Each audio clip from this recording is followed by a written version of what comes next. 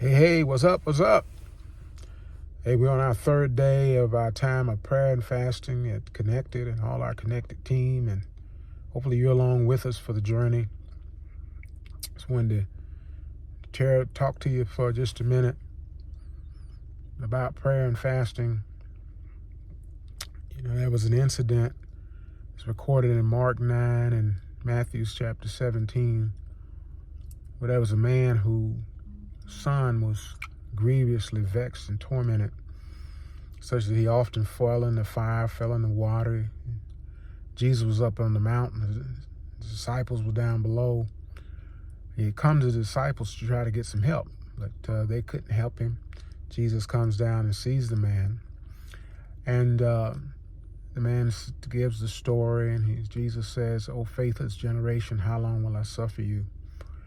And then he began to tell the man that if you would believe only, he said, all things are possible. So the man said, "Lord, I believe, help my unbelief." Well, when Jesus saw the crowds gathering, he told the deaf and dumb spirit to leave the man, the young boy. And of course, the spirit did. He reacted so calmly to the situation, just spoke to it and commanded it. And I thought about that. They later asked him, said, "Why could we not cast the devil out?" And Jesus said, in Matthew 17, he says, "Because of your unbelief. If you have the faith of a grain of a mustard seed, you say to the mountain, be removed, and it should obey you."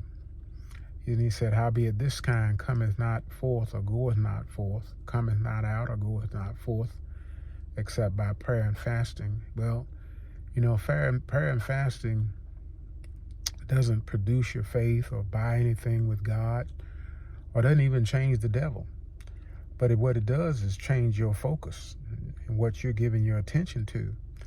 And, God said in Isaiah chapter 30, verse 15, he says, "In returning and rest shall you be saved, and in quietness and confidence will be your strength." And in the Message translation, it says, "But you keep trying to do things your own way."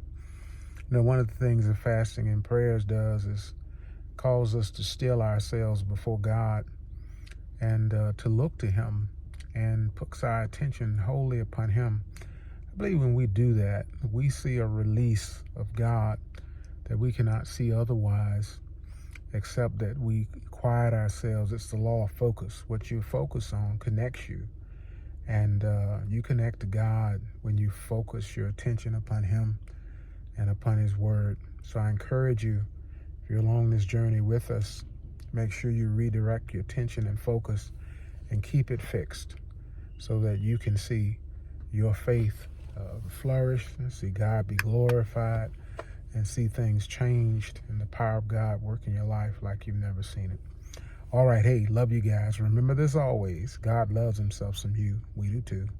You matter to God, and you matter to us. We'll talk to you again soon.